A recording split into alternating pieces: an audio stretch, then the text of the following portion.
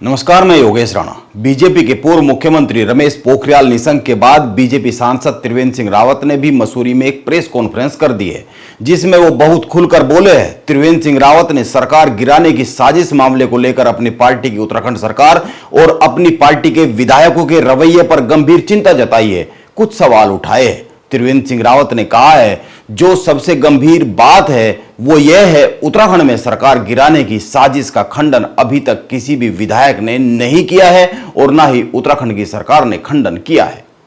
त्रिवेंद्र सिंह रावत ने और भी बहुत सी बातें कही है। वो खुद को पूरी तरीके से निशंक से सहमत बताते हैं। विधानसभा स्पीकर रितु खंडूरी पर भी सवाल उठा रहे हैं। निर्दलीय विधायक उमेश कुमार पर भी बोले हैं और उत्तराखंड की जनता को लेकर भी बहुत कुछ कहा है। एक एक कर इन सब बातों पर आएंगे, लेकिन पहले बीजेपी सांसद त्रिवेंद्र सिंह रावत के बयान का एक भाग सुन लेते हैं। यह जरूरी है, जिसमें वो उत्तराखंड सरकार और विधायकों की चुप्पी की बात कह रहे हैं। दूसरी चीज जो सबसे गंभीर इशू है कि किसी भी विधायक ने न सदन के अंदर न सदन के बाहर अभी तक इसका खंडन किया है। किसी भी विधायक ने, न सरकार ने किया है। जो सरकारी सदस्य हैं उन्होंने भी नहीं किया, जो गैर सरकारी सदस्य हैं उन्होंने भी इसका कहीं पर भी कोई खंडन नहीं किया है।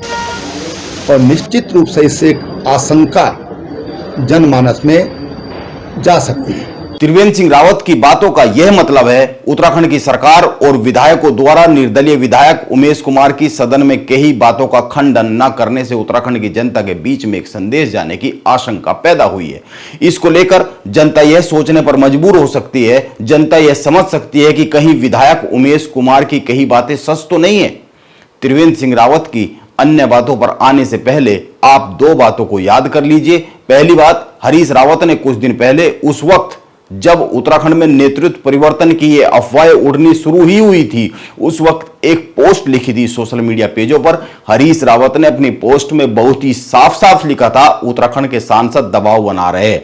हरीश रावत ने अपनी पोस्ट के आखिरी में यह भी लिखा था, नेतृत्व परिवर्तन तो बीजेपी का राजनीतिक मंत्र है।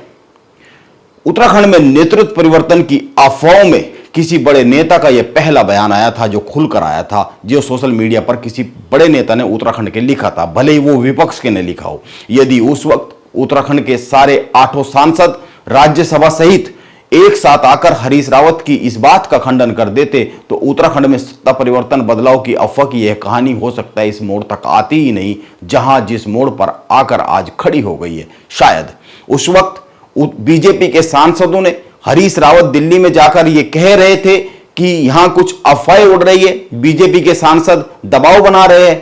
हरीश रावत की कही गई बात का बीजेपी के सारे सांसद मिलकर खंडन करते तो ऐसा शायद ना होता। उस समय किया नहीं गया। 1-2 सांसदों के कुल अकेले अकेले बयान आए थे। अब दूसरी बात पर आते हैं। त्रिवेंद्र सिंह रावत का कहना है, उत्तराखंड की सरकार ने निर्दलीय विधायक उमेश कुमार की बातों का खंडन नहीं किया है। विधायक उमेश कुमार ने अपना बयान विधानसभा में दिया है, विधानसभा सदन में दिया है, इसीलिए उनका खंडन नहीं होना चाहिए, उसकी जांच होनी चाहिए। उमेश कुमार का बयान बहुत ही गंभीर है, इसीलिए उसको नजरअंदाज नहीं किया जा सकता है और ना ही खंडन आदि कर रफा दफा किया जा सकता है। उत्तराखंड की जनता को सच जानने का अधिकार है, इसीलिए इस मामले की जांच होनी ही चाहिए। मुख्यमंत्री पुष्कर सिंह धामी ने कहा भी है, इस मामले की जांच एजेंसी इस मामले को देखेगी। इस पूरे मामले को जल्द से जल्द जांच के दायरे में आना ही चाहिए। त्रिवेंद्र सिंह रावत कह रहे हैं, देश के लोगों में उत्तराखंड की जनता के बारे में एक आम धारणा है, उत्तराखंड के लोग ईमानदार है। माननीय जनप्रतिनिधि हैं, जो विधायक लोग हैं, और मैं समझता हूं कि उत्तराखंड के आम लोगों के बारे में एक धारणा है देश में कि उत्तराखंड के लोग ईमानदार होते हैं। उत्तराखंड के लोग अपने मान मर्यादाओं में रहने वाले लोग होते हैं, परिश्रमी हैं। और जिस तरह से ये सवाल उठाया गया, जिस तरह से सरकार गिराने जैसे आरोप लगे हैं, निशंक जी ने जो बात कही है, निशंक जी का लगभग 35 साल का संसदीय अनुभव है, सांसद के नाते, विधायक के नाते और मंत्री के नाते। निश्चित रूप से इतने लंबे समय में एक बहुत परिपक्व स्थिति होती है और उन्होंने जो सवाल उठाए हैं, एक तो मैं जरूर कहना चाहूँगा कि उनसे मेरी इसमें 100% सहमति है। यह बात सही है, उत्तराखंड के नागरिक ईमानदार है, लेकिन उत्तराखंड के नेता कितने ईमानदार है इस पर तो बात की ही जा सकती है। उत्तराखंड की मौजूदा धामी सरकार ने ही पिछले 3 साल में 63 भ्रष्टाचारियों को जेल भेज दिया है।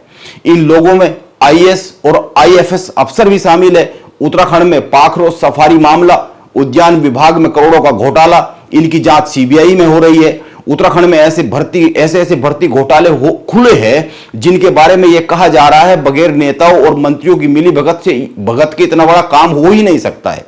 उत्तराखंड की विधानसभा में नेताओं ने उत्तराखंड के आम नागरिकों का हक मारकर अपने परिचितों को नौकरी पर रखवा दिया। मौजूदा विधानसभा अध्यक्ष रितु खंडूरी ने इस मामले में बड़ा फैसला लिया। यह तो याद होगा ही, यह तो बड़ी घटना है, आसानी से याद रखी जा सकती है। और भी बहुत से मामले गिनाए जा सकते हैं, लिस्ट बड़ी लंबी हो सकती है। इसीलिए यह कहा जा सकता है इस मामले की जांच होनी बहुत ही जरूरी है।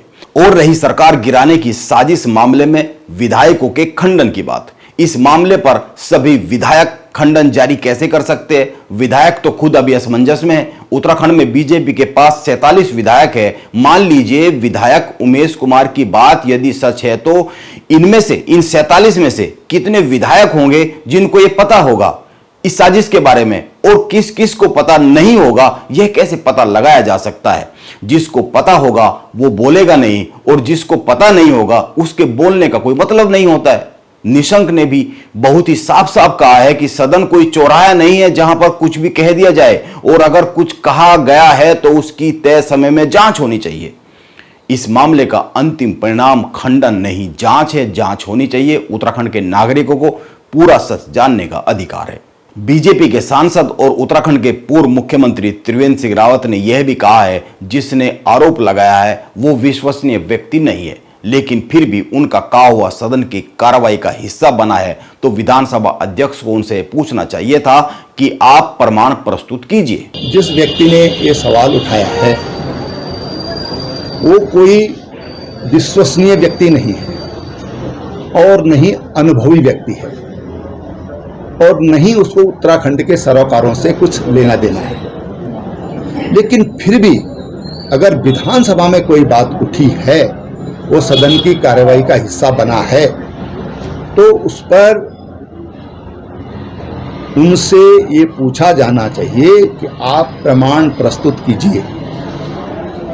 आप उत्तराखंड को, जो बहुत शांति प्रिय है, जहां आपस में बड़ा विश्वास है, इस विश्वास को खंडित करने का काम कर रहे हैं, या तो आप इसके प्रमाण दें। दूसरी बात यह है कि हमारी इंटेलिजेंस क्या कर रही है। क्या इंटेलिजेंस ने सरकार को इसके बारे में बताया नहीं? तो ये सारी बातें होनी चाहिए। मुझे लगता है कि अब समय आ गया, क्योंकि लगातार ये विषय बनता जा रहा है, इसका पटाक्षेप होना चाहिए। ये जरूर है कि उन्होंने जो भी बातें कही हैं, अगर विधानसभा अध्यक्ष उसके प्रमाण मांगती तो अच्छा। यह बात त्रिवेंद्र सिंह रावत की सही है। निर्दलीय विधायक उमेश कुमार से प्रमाण मांगने चाहिए। विधानसभा अध्यक्ष रितु खंडूरी मांगे या फिर उत्तराखंड की जांच एजेंसी मांगे। त्रिवेंद्र सिंह रावत ने कई बातों के जरिए उत्तराखंड की सरकार और उत्तराखंड की पुलिस व्यवस्था को भी सवालों के घेरे में खड़ा किया है। इस प्रेस कॉन्फ्रेंस में त्रिवेंद्र सिंह रावत ने उत्तराखंड की पुलिस व्यवस्था पर भी कई सारे सवाल उठाए हैं, उत्तर प्रदेश से तुलना करते हुए भी उठाए हैं। अब देखना होगा उत्तराखंड की सरकार की तरफ से त्रिवेंद्र सिंह रावत को क्या जवाब आता है।